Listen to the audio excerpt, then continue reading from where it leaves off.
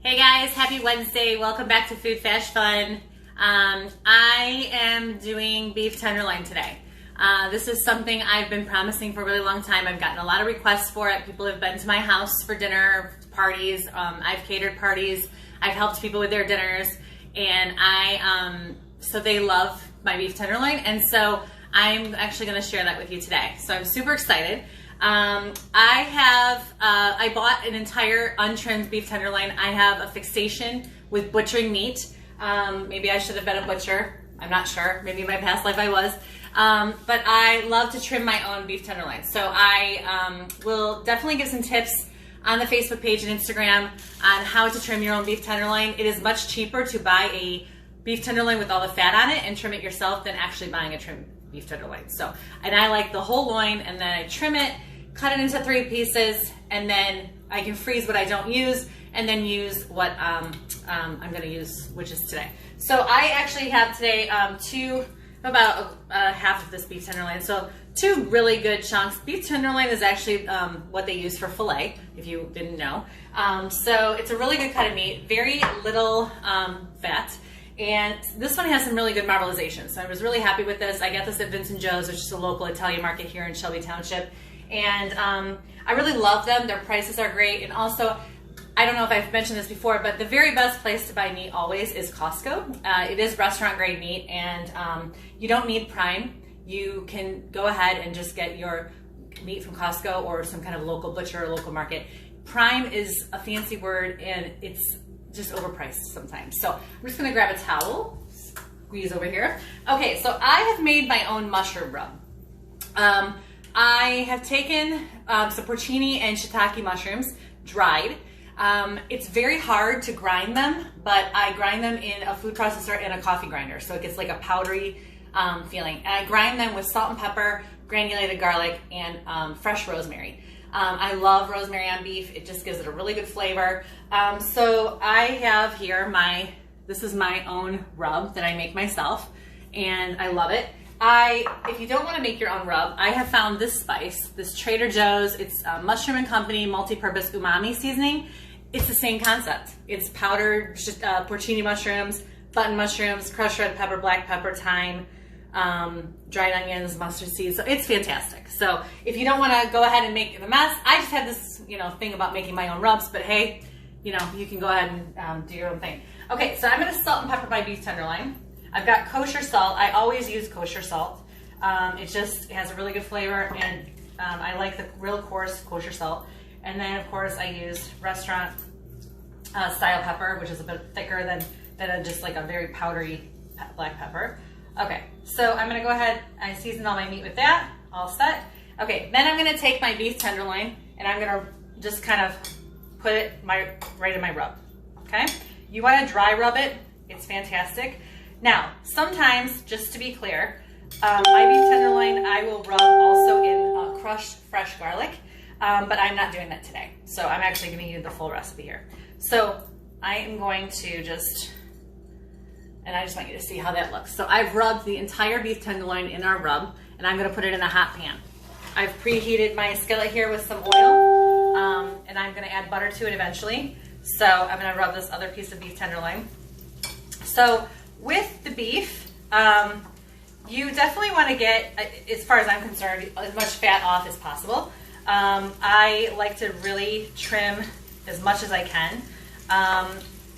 You have the option with a whole loin to have even some extra stewing beef, which is great. Save that for later. You don't have to use the entire loin. Okay. And then, this is kind of making a mess, but you guys get the drift. So yeah, and then once you rub, you just want to saute this on a very high heat. You want to get all of the sides, and I'm just going to wipe my hands off here. And, okay. All right. So you want to get all the sides nice and crusted, and you want to have a really nice dark crust on your tenderloin. And then what I'm going to do is put the beef tenderloin into the oven. I have a 500-degree oven actually. So I'm gonna kind of toss this beef tenderloin all around, get it nice and sauteed, and then I'm gonna put it on this cookie sheet right here, 500-degree oven. Okay. Now, You want to temp your beef. So I would definitely tell you that I don't like anything over medium. I am a medium rare beef girl, but I know that a lot of people can't do that, and I know that they have to do well done. That's fine. But temp it. Get a meat thermometer. Get a meat thermometer for any meat that you are cooking. Chicken, pork, beef. I'm telling you, it will change your life. The only way you know if meat is done is if you temp it. If you don't temp it and you undercook it, then you're taking risks. If you overcook it, it's drying out. So, temp your meat. So my temp is gonna be at a medium, okay? So for medium rare. Usually I do medium rare because I wanna put it in that 500-degree oven for about 10 minutes, maybe 15, and I want to let it sit for 15, 20 minutes after so that all the juices go back into the meat and it makes it really nice and tender inside. So if you can see what's going on here, I'm getting it real nice and crispy brown. That crust is going to be so delicious, but you do not want to burn it. So if your fire is too hot, add butter, add oil, turn it down, and you just want to get a nice golden brown crust on the outside of your beef tenderloin. So from here, yes, into the oven. I'm going to do about 10-15 minutes. Let it sit for 15-20 minutes, and then retemp it. Make sure we're still up to a good temp. And then I will slice that up. Now, you can slice it into tenderloins. You can slice it into fillets and do it that way too. If you want to just do individual fillets for everyone, not a problem at all. I don't have a preference. So, temping. Hey, Susie, I see you. Temping between 140 and 160, depending on how you want your temps. Okay, you have rare, medium, well done. Well done's about 165. I don't know, 165, something like that. So I'm not a well done girl. Chicken, yes. Chicken, yes. 160, 165 for sure. But beef and pork, not necessary. I temp up to 145 for my beef. And I let it rest. It goes up to about 150, and that's perfect. It's about a medium rare, I believe. I don't know. I hope those numbers are right. I hope I'm not talking and forgetting things here. But yes, I'm pretty accurate. I hope I'm pretty accurate on that. So what I'm going to do now, finish doing this. Then once the sautéing is done, once I'm done sautéing this beef tenderloin, and it's so gorgeous, I want you guys to get a really good look. Once I'm done sautéing this beef tenderloin, I'm going to use the drippings of the pan because you're going to have that nice porcini, shiitake mushroom flavor with the rosemary. And I'm going to add garlic to it and butter. And I'm going to let it kind of just get all those drippings out. And then I'm going to deglaze my pan with beef broth. And then I'm going to add soy sauce. And then I am going to add at the end. And then I'm going to actually reduce that by half. So beef broth, soy sauce, reduced by half with the butter and garlic. And then at the very end, I am going to add a dash and just a touch of heavy whipping cream, and it's going to taste so delicious. It's very similar to a zip sauce. The zip sauce is a Michigan thing, so if you're watching from Kansas, you have no idea what that is, and I feel sorry for you. So now you will know because my recipe will be on the Facebook page and Instagram, and you will love it. So, okay, really getting a good crust on the outside of this tenderloin. I'm super excited. What am I making with the beef tenderloin? I am making potato gratin. I love this dish with steak, and I'm actually going to do then a vegetable medley with zucchinis, yellow squash, carrots, and asparagus. So super excited about that. I'm going to saute that in some garlic butter and then serve it. Very nice and al dente, not cooked too much because you don't want that zucchini and all that stuff getting soggy. But yeah, so potato gratin, I'm actually going to show you how to do that today too. So super exciting day, guys. So while this is kind of, okay, I think I've got a good crust on both sides here. So I'm going to just kind of let this keep sauteing for a minute. So what I have over here, my potato gratin. I have shredded 4 kinds of cheese. 4. I have smoked Gouda. I have Gruyere. I have a Jarlsberg Swiss and a white cheddar. So I'm super excited. And then that one, and I will show you that one too. We're going to do these first. That one, I'm going to heat a pan up, which I have actually heating right now. I'm going to saute some garlic and shallots. I've really chopped some shallots really fine. I've got garlic, so garlic nice and crushed.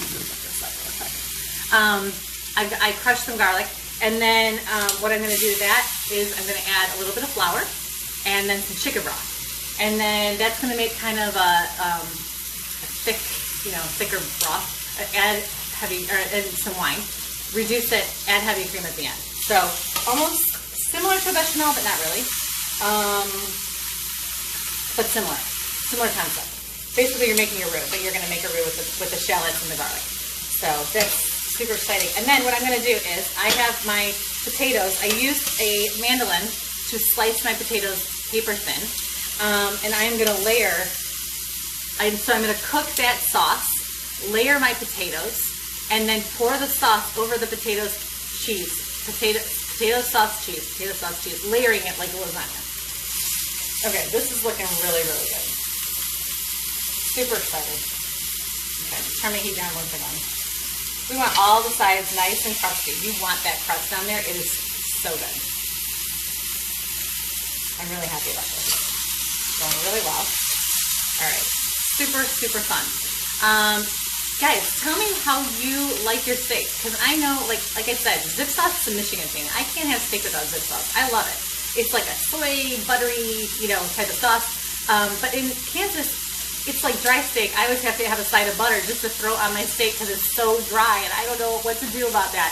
So tell me how you guys like your steak. I know that they have like a peppercorn sauce, and they, most steak houses have their own, sauce, blue cheese sauce, and then they have like a side of mushrooms, side of this, side of that. So tell me how you guys like your steak. I want to hear it. Definitely love the comments and see what you guys are doing. Okay. So I'm excited about this. I actually learned how to make this steak years ago.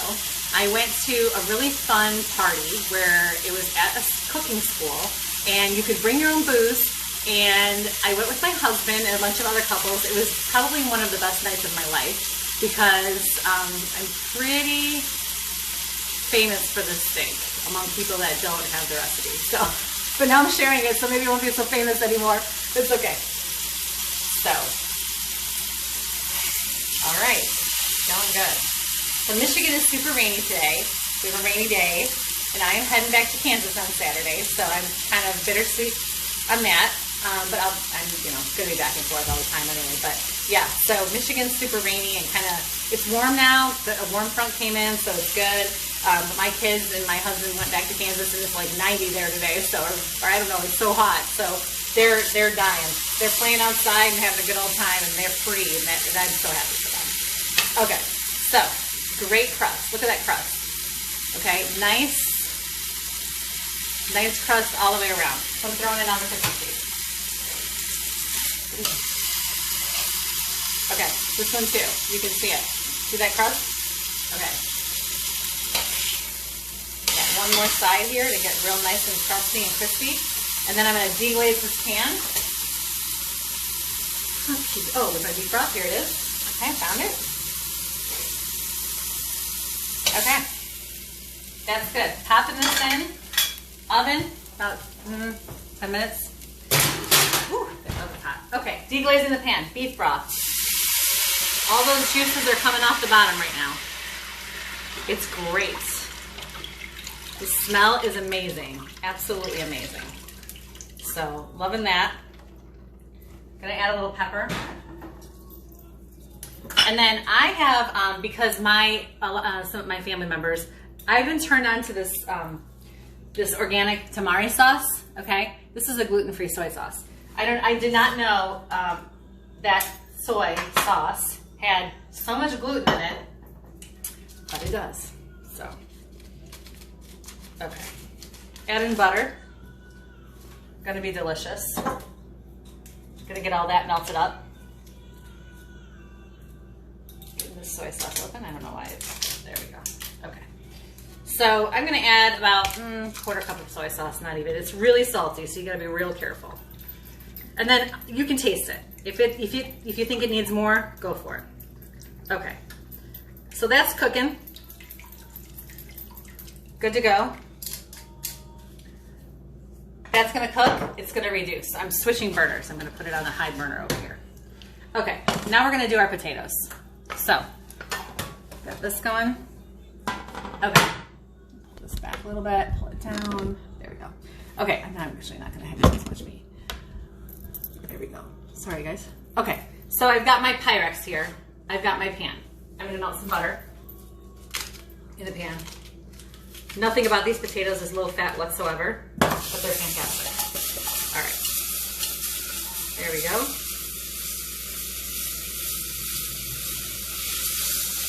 And it kind of gives a good brown butter, and I kind of love that flavor, so it's perfect. Okay, got those going. Okay, let me show you guys this.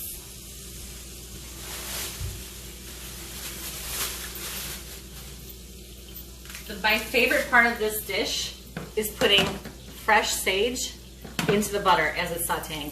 It is going to give it such a good flavor for those potatoes. Okay, I'm adding my shallots. I've got about a cup of shallots here, maybe a cup and a half. It's just one whole shallot basically. And then I'm going to add 2 tablespoons of garlic. Saute those up. It's gonna be so good. Oh, that's like that smell. Oh my gosh. I can't even tell you how good it is. So excited. Gonna season my shallots and my garlic because you want a really good caramelization on those. All right, pull this back up here. I'll show you what it'll do in a minute. Okay, so what I've done again is I've sauteed the steak, got a good crust, threw it in a 500-degree oven. I'm gonna actually set a timer maybe for about 5 minutes. Let's check on it.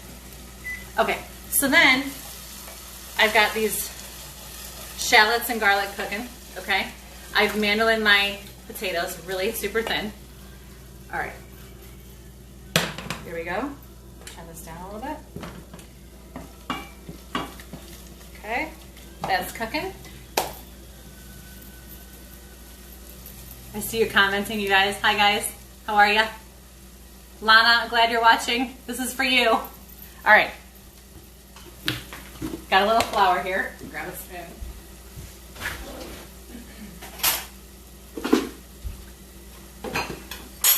Okay, this is, smelling, you guys. I can't even tell you. So good. Okay, super excited. So, I'm going to add about a tablespoon of flour. Maybe about a tablespoon and a half of flour to my onions. That's going to thicken it up a little bit. There we go. Yeah. I might have to add a little more, actually. I add quite a bit of butter here. Okay. Maybe another teaspoon. Okay, there we go. Okay, so that's going to thicken it up. Oh, yes, yes, yes. It's going so well. Okay. Now, I've got chicken broth. So I'm going to add some chicken broth to that. This is almost like making a roux, right? Add my chicken broth. Get that going. It's nice and thick. Oh, yes. Okay. So I've got the chicken broth going. This is all the sauce that we're going to put over our potatoes along with our cheese, and it's going to get really thick, and you're going to bake it on a really high heat, like a 400-degree oven, until those potatoes are cooked and that sauce is all soaked up. Oh, it's going to be so good. I use yellow potatoes because they cook faster, but you can use any kind of, you can use red skin, you can use, I don't know about red skin, but you can use Idaho. That's totally fine if you're a Idaho potato person. So, okay, that's going to thicken for a minute. I am going to add a little, well, I was going to add some wine. Let's see, gotta get this thing open. Okay, so, and I have, this is a rather more expensive wine, but you don't have to use that. It's actually, I'm gonna drink this wine. So I'm gonna just open it and add a little bit from my wine bottle. This is La Crema wine, I love it. It's from the Jackson Family Farms and it's so good. And my friend Todd, you know, does a lot, he works for them and sells their wine, and I love it and I love to support them. So I will drink La Crema always. Okay, so get this wine open a little bit here. I don't like that metal one though. Okay, so I'm just gonna add about half a cup of wine to our sauce. It's gonna give it a really good flavor. And then I'm gonna drink a glass of wine. Okay, so that's gonna thicken up. What's gonna happen is, once it thickens up and reduces a little bit, I'm gonna add the heavy cream. Layer the potatoes, layer with cheese, or potatoes, cheese, cream. Potato, cheese, cream. It's gonna be so good. You can add the cheese to the sauce if you want. Even if you wanna thicken it up a little bit and add some cheese to the sauce, some cheese to your potatoes, that's totally fine. I've done that too. Sometimes, I don't know, it can break. You don't want it to break. You want it to stay coagulated. You don't want that grease on top and all that other stuff. Now, I'm going to just show you guys. I'm going to remove this phone and show you guys what's going on in the oven. That steak is cooking on that 500-degree oven. I'm actually going to pull that out, flip it around. It looks so good. I'm so excited. Oh my gosh, that is delicious. Okay, super happy. Cheers, Melissa. I miss you guys. Say hi to my friend, my little buddy. Okay, so I'm gonna kind of stir this. This is our sauce. It's gonna go over our steak. Okay. Yum. Okay, so again, I am gonna boil this, reduce it by half, and then I'm gonna strain it through a sieve, and then I'm gonna reduce it a little bit more, and then add heavy cream at the end. It's gonna be so delicious. Okay, here's our sauce for our potatoes. See how it's kind of thickening up, and it's gonna come to a boil. It's gonna also reduce a little bit by half. That is gonna be so good. And then I'm just gonna come over here. Here are our potatoes. They're so thin, paper thin, okay? That is gonna give you the best. And then here's our cheese, and it's gonna be delicious, and I cannot wait to post the recipe. And I hope you guys, definitely if you try it, I wanna hear everything about it. I wanna hear your comments, I wanna hear if you like it. It's really no fail, and your guess, when parties start happening again and we can all get out of this house and this virus goes away, God willing, your friends are going to be very impressed with this meal, because it's one of my favorites, and it's one of everybody's favorite, basically. So turn this off. So I'm so happy that I could do a live video and do the tenderloin and show you guys how it goes, and you're going to love it. So yeah, and I will post pictures. I'll post the recipe. Don't forget to follow us, food.fash.fun, Instagram and Facebook, and tell your friends to follow. Keep going. We're just growing, and it's going to be great. And so I hope you guys definitely, again, give me all the feedback you can. If you want to see me cook something, if you want to see me, if you have any questions, if you want me to do a live video with like a Q&A, I'd love to do that. And if I don't know the answer, I'll find the answer. So there you go. Okay, I hope you all have a good day, and relax. It's raining in Michigan. Have a glass of wine or a cup of coffee or a cup of tea, and just chill, because we're all in this together, and praying for y'all, and I hope y'all have a good night.